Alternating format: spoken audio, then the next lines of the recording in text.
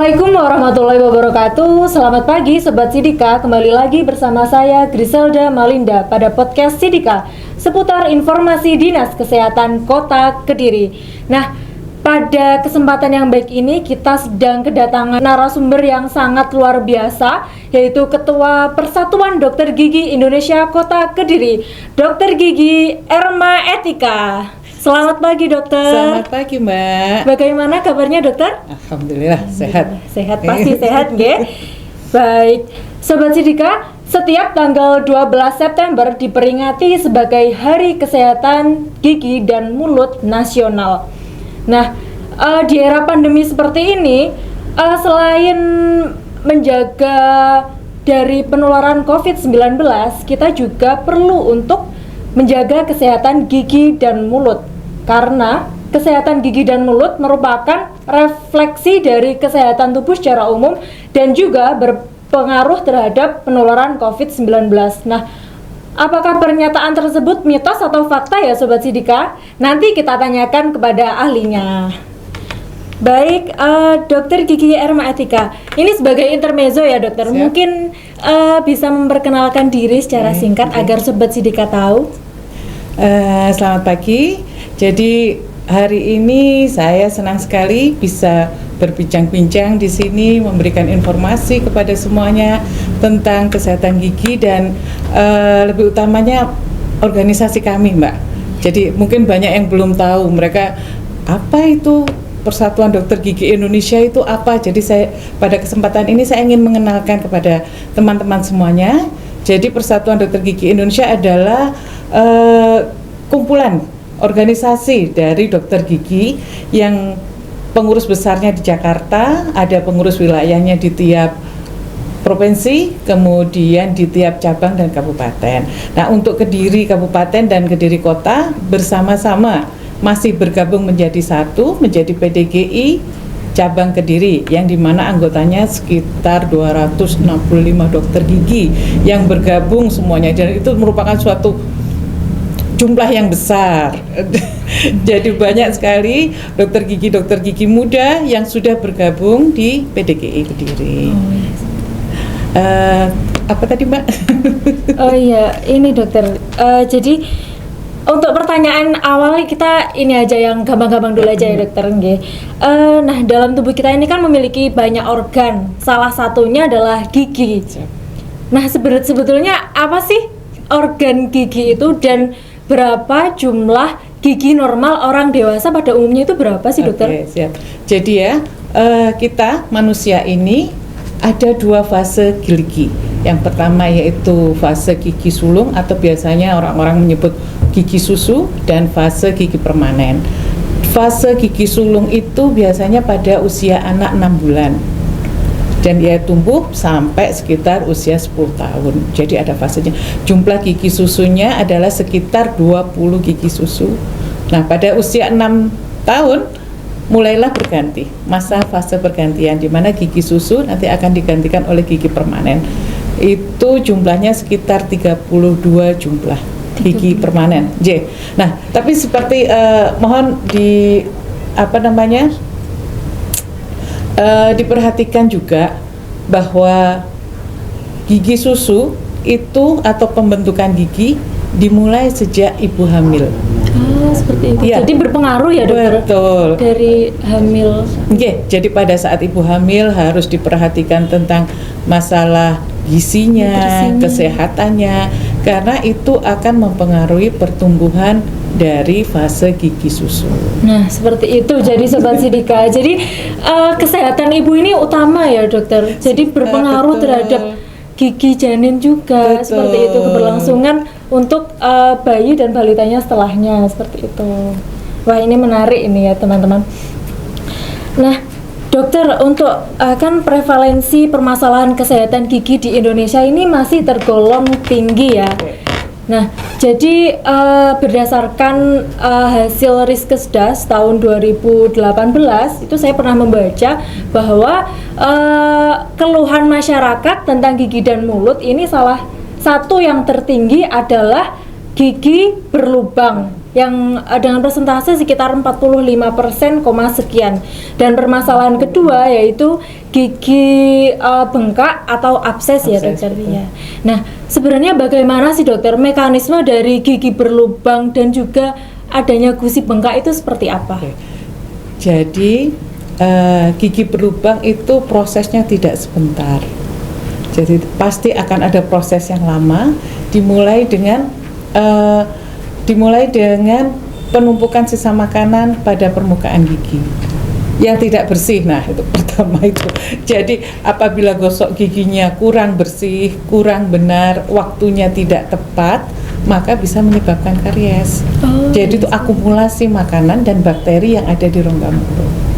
Berarti karena adanya sisa makanan di gigi yang tidak dibersihkan ya dokter. Berarti kalau adanya cacing yang menggerogoti gigi itu hanya mitos ya dokter ya? Mitos. Oh iya. Kan kadang-kadang anak-anak kan ditakuti seperti itu, nanti ada cacing yang menggerogoti itu berarti mitos. Nah, ini pada kesempatan hari ini saya juga ingin ini ya, istilahnya memberikan saran kepada orang tua yang ada di rumah. Jangan anak-anak itu ditakuti kalau ke dokter gigi. Jadi seperti kamu nggak boleh makan coklat atau kamu harus gosok gigi. Kalau nggak gitu nanti sama mama dibawa ke dokter gigi. Itu seakan-akan dokter gigi itu jahat, mengerikan sekali. Nah, itu perlu diperbaiki. Kami mohon para orang tua yang ada di rumah, jadi diberikan pengertian ke anak-anak bahwa mereka ke dokter gigi itu untuk periksa. Tidak harus perlu sakit gigi, tapi diperiksakan paling nggak 6 bulan sekali. Dianggap menyenangkan. Dan itu memang terus terang itu yang saya lakukan di tempat praktek saya. Jadi anak itu merasa senang, oh besok pengen balik lagi ke situ. Karena umur anak, istilahnya perawatan anak itu kan dimulai pada anak. Pasien saya ada yang paling kecil sekitar 2 tahun. Yang penting anak itu sudah bisa duduk diam di kursi, kita rawat, bisa kita lakukan perawatan. Nah, otomatis kan sejak usia dini sudah mulai diperkenalkan seorang dokter gigi perawatannya. Jangan ditakut-takuti. Kalau ditakut-takuti, otomatis anak itu pasti akan takut. Wah, aku kalau dibawa ke dokter merupakan punishment atau hukuman buat dia. Sudah kalau mindsetnya sudah masuk ke situ sulit nanti kita. Jadi orang tua tugasnya adalah memberikan pengertian. Jadi dia pasti akan nanti kapan saya ke dokter gigi lagi ya, kapan gigi saya goyang ya. Itu ada. Akhirnya kita berhasil untuk seperti itu. Mempersepsikan kalau ke dokter gigi itu senang ya dokter. Iya. Jadi nggak selalu disuntik, nggak selalu. Iya, seakan-akan ditakut-takuti kita dokter memang dari kecil. Iya. Dan mindset itu yang harus dirubah oleh orang tua di rumah. Jangan menakut-nakuti anak. Dibuatkan suatu yang menyenangkan. Ke dokter gigi itu menyenangkan seperti itu. Nah, itu pesan untuk para bunda ya. Iya. Betul. Karena ini kan pembiasaan dari kecil ya dokter. Kalau dari kecil sudah dibiasakan, maka nanti ketika beranjak dewasa maka kan terbiasa untuk memeriksakan ke dokter gigi. Kalau dari kecil sudah takut, ya nanti kalau sakit aja ke dokter giginya ya. Dan itu bisa terbawa pada anaknya mereka nanti. Iya. Ya, betul Kalau sekali, mamanya dari awal dia sudah senang ke dokter gigi dan paham tentang ke dokter gigi bagaimana, pada saat mereka berkeluarga, mereka punya anak, dia akan memperlakukan anaknya lebih seperti itu. Ini pesan buat para bunda-bunda ini ya. Nah dokter, sebenarnya kapan sih kondisi yang mengharuskan kita untuk memeriksakan gigi ke fasilitas pelayanan kesehatan terdekat? Seperti tadi dijelaskan, sedini mungkin. Sedini mungkin. Di mana anak sudah bisa duduk, bisa buka mulut, kooperatif. Nah, tentu kan dari situ mungkin ibunya dulu yang datang, anaknya diajak, mamaku enggak apa-apa, mamaku berani. Dia akan, saya juga mau ikut seperti mama. Berarti harus ada role modelnya. Nah, setelah itu dipersilahkan untuk kontrol sekitar 6 bulan sekali. Setiap 6 bulan sekali. Meskipun tanpa sakit gigi juga lebih baik kontrol rutin ya. Karena terus terang gigi berlubang itu kalau sudah sakit berarti sudah lumayan parah. Dan perawatannya menjadi lebih rumit. Seperti itu. Jadi kami mohon 6 bulan sekali periksakan gigi putra-putri Anda atau Bapak Ibu semua ke dokter gigi walaupun tidak ada keluhan sakit. Berarti kalau membawa anak ke dokter gigi saat gigi berlubang itu berarti sudah terlambat ya dokter ya? Sudah sakit. Sudah sakit, sudah sakit. Sudah jauh terlambat ya. Nah, Dokter Erma, sebenarnya hoaks atau fakta sih kesehatan gigi dan mulut itu berpengaruh terhadap penyakit hipertensi, kemudian penyakit diabetes, penyakit jantung, itu mitos atau fakta sebenarnya dokter? Menurut penelitian fakta. Fakta ya dokter ya. Fakta. Nah, jadi begini, dengan adanya infeksi pada gigi atau pada jaringan gigi, maka ada bakteri yang nanti akan bisa mengalir lewat pembuluh darah ke jantung. Jadi ada beberapa penelitian yang menunjukkan bahwa bakteri yang ada di saku gusi yang infeksi itu juga ada di jaringan di jantung. Makanya untuk beberapa kasus di mana ada pasien jantung yang harus operasi jantung, maka gigi-gigi yang rusak harus dibersihkan. Begitu juga untuk hipertensi. Kuman itu bisa masuk ke pembuluh darah yang nanti akan mempengaruhi kualitas dari pembuluh darahnya. berarti pernyataan tersebut adalah fakta ya dokter? Terus untuk diabetes, nah ini banyak sekali teman-teman penderita diabetes yang mengeluhkan apabila ada pasien datang ya, kita datang, ini kenapa giginya goyang semua tanpa ada karies, kenapa goyang? Itu perlu kita tanya, ibu punya penyakit apa yang sekarang, atau ibu sekarang lagi minum obat apa? Nah, kalau benar, saya enggak apa-apa dok, kita lakukan pemeriksaan tes gula darah. Kalau normal, oke, berarti itu faktor lokal yang ada di rongga mulut. Tapi kalau ternyata gula darahnya tinggi, itu memang fungsi peredaran darah di daerah gusi dia akan terganggu. Makanya beberapa penderita diabetes itu giginya tanpa sakit, tanpa lubang, dia goyang dan lepas sendiri. Iya. Okay. Jadi memiliki ini ya, saling berkaitan satu sama lain ya dokter. Satu sama lain seperti itu. Nah, ini pertanyaan selanjutnya dokter, mewakili pertanyaan dari Sobat Sidika ini. Nah, di era pandemi seperti ini, kita kan bisa dikatakan hampir 24/7, hampir setiap harinya kita menggunakan masker. Nah, bagaimana sih, mungkin ada kiat dari Dokter Erma untuk menjaga aroma dari bau mulut kita agar tetap segar, jadi agar kita tidak pingsan ketika kita membau aroma mulut kita. Bau mulutnya sendiri ya? Iya, karena kan dari masker itu, dari kita untuk kita. Oke. Iya. Jadi begini, yang kita perlu lihat pertama adalah faktor lokal. Faktor lokal itu yang ada di dalam rongga mulut. Kita lihat apakah ada gigi berlubang, itu yang menyebabkan bau karena sisa makanannya tertumpuk di daerah situ. Kedua, apakah ada sisa akar yang busuk, akhirnya membuatkan bau juga.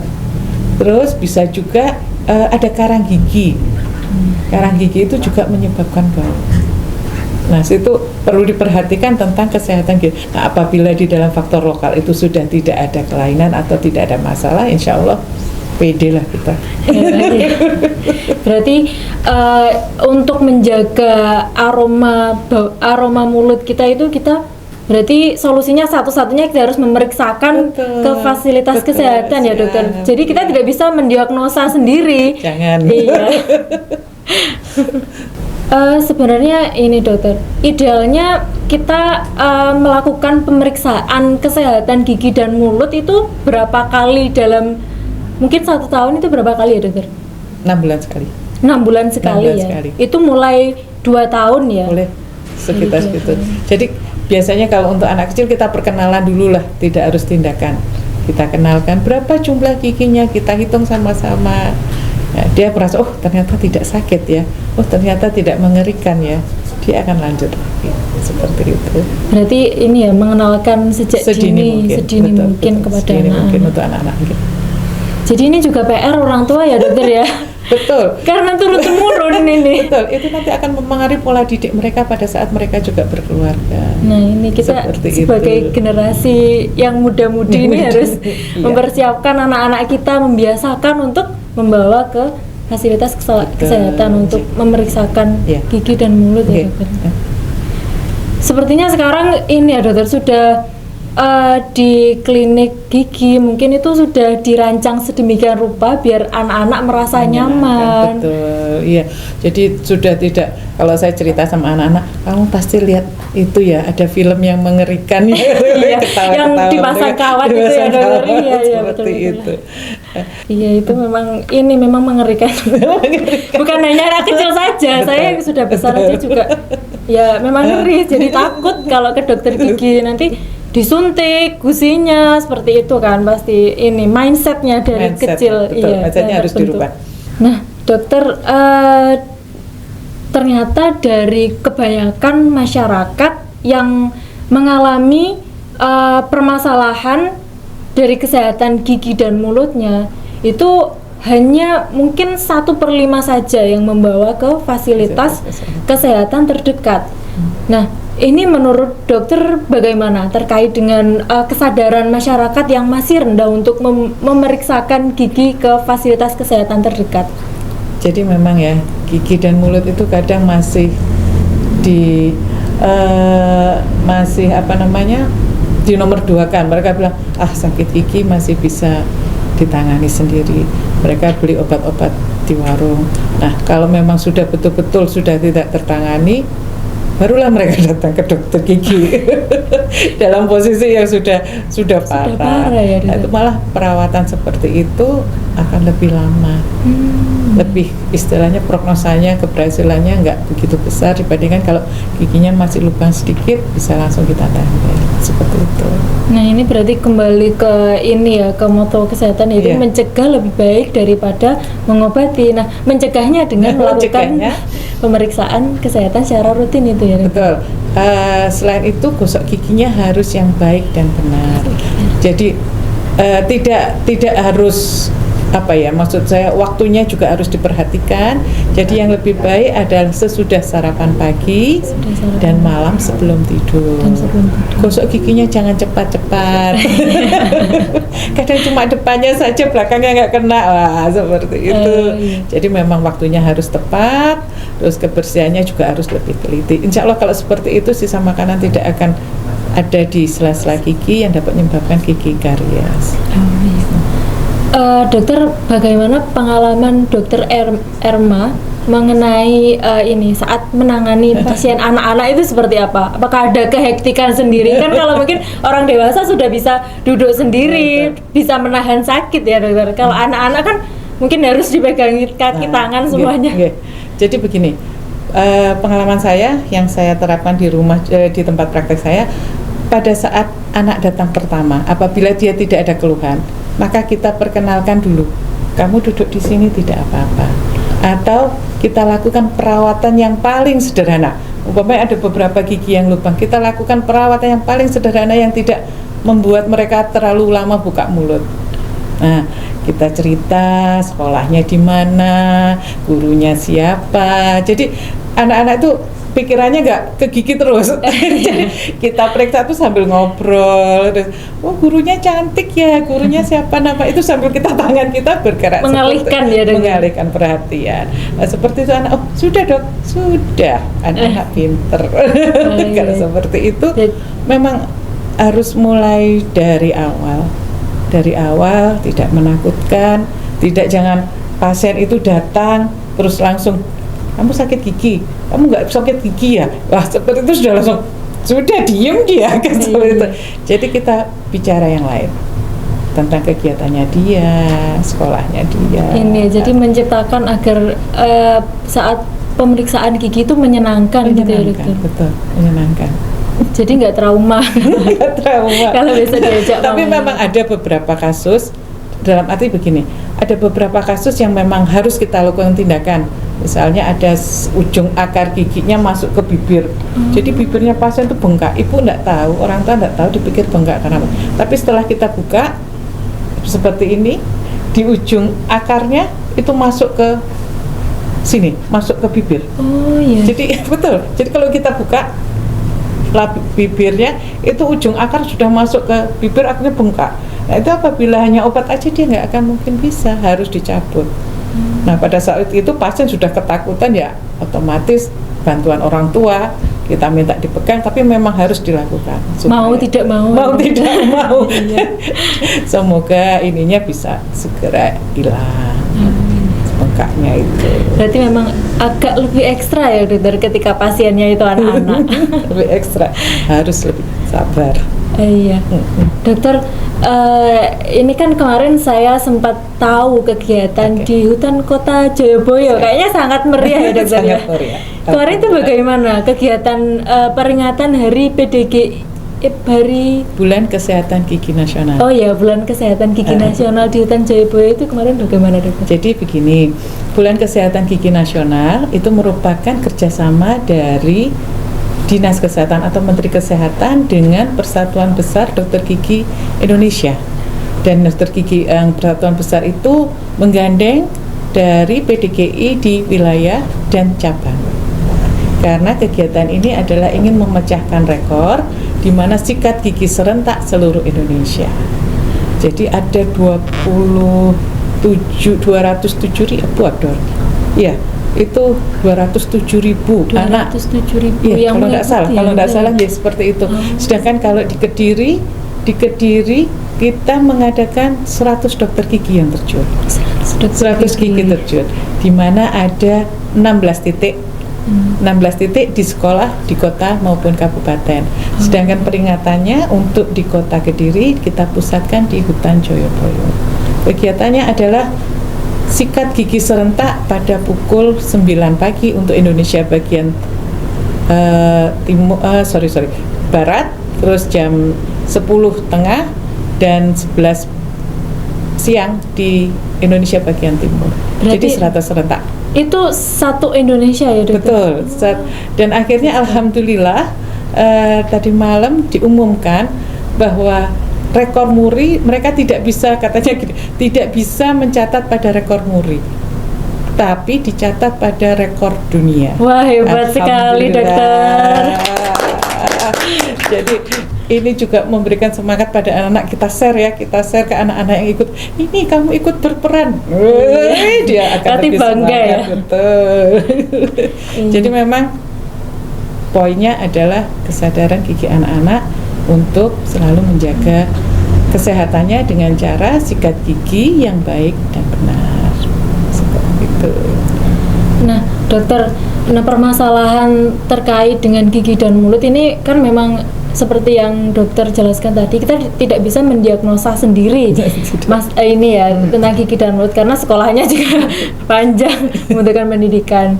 Jadi bukan hanya kita membeli obat di warung kemudian ngilu kita hilang, tapi gigi kita sembuh itu belum tidak tertangani. Nah, oleh karena itu kita kan memerlukan memeriksakan gigi dan mulut ke fasilitas pelayanan kesehatan terdekat. Namun di era pandemi seperti ini dokter, kebanyakan masyarakat itu takut istilahnya. Nanti kalau saya ke dokter gigi saya sembuh tapi COVID malah datang, seperti itu. Nah, bagaimana dokter untuk menghilangkan stigma itu di masyarakat, biar masyarakat itu tidak takut untuk memeriksakan gigi dan mulutnya? Jadi memang Mbak, selama masa pandemi ini semua sektor istilahnya tiarap hati-hati, terutama dari kesehatan. Gigi juga ada dampaknya kepada dokter gigi dan praktek dokter gigi. Pada awal-awal COVID, sekitar 2 tahun yang lalu, kita masih belum tahu ini virusnya apa, bagaimana cara menyebarnya, cara mengatasinya bagaimana. Jadi masih belum ada protap. Nah, akhirnya Kemenkes memberikan protap pelayanan kesehatan gigi selama masa pandemi. Dan itu memang para dokter gigi harus mulai merubah. Kita jelaskan di sini sekalian supaya masyarakat tahu, kita dokter gigi harus merubah tempat praktek. Itu betul-betul.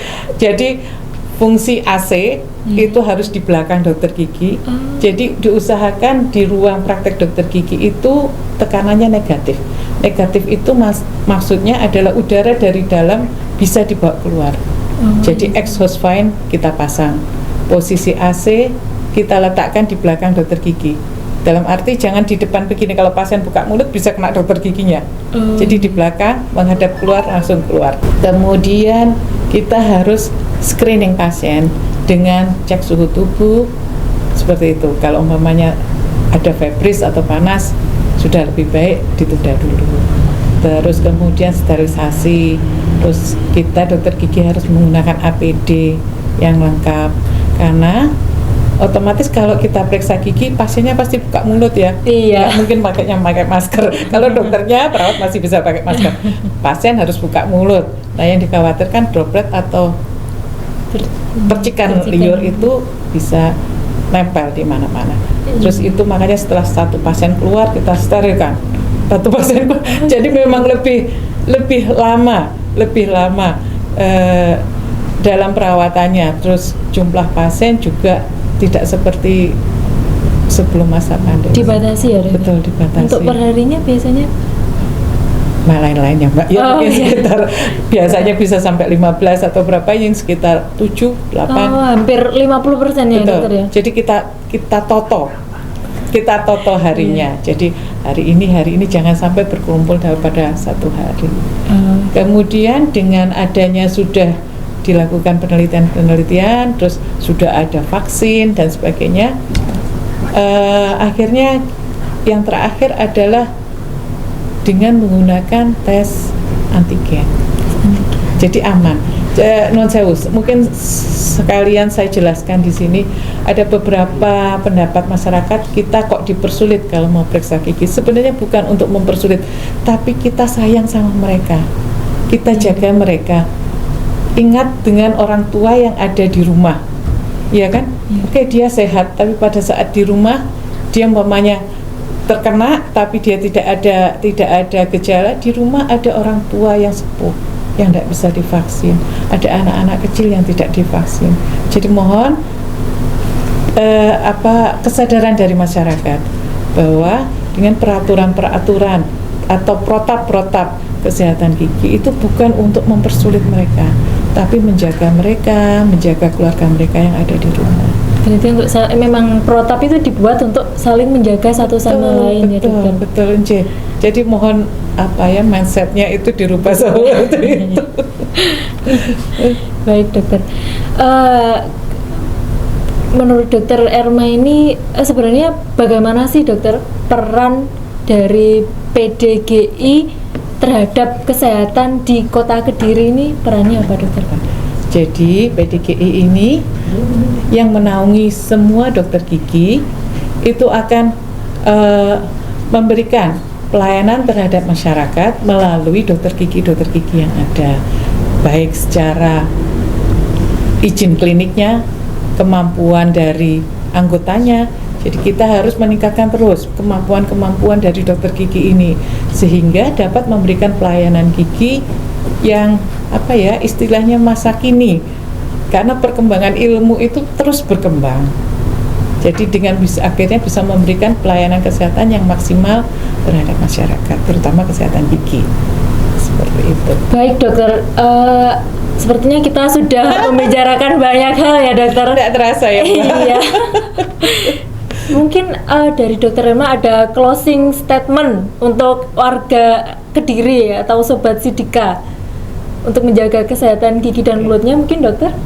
Oke, teman Sidika semuanya, kami dokter gigi dari Kota dan Kabupaten Kediri mengharapkan agar semua Sobat Sidika terus menjaga kesehatan gigi dan mulutnya dengan cara gosok gigi yang teratur pagi sesudah sarapan dan malam sebelum tidur, dan memeriksakan giginya secara teratur ke dokter gigi terdekat.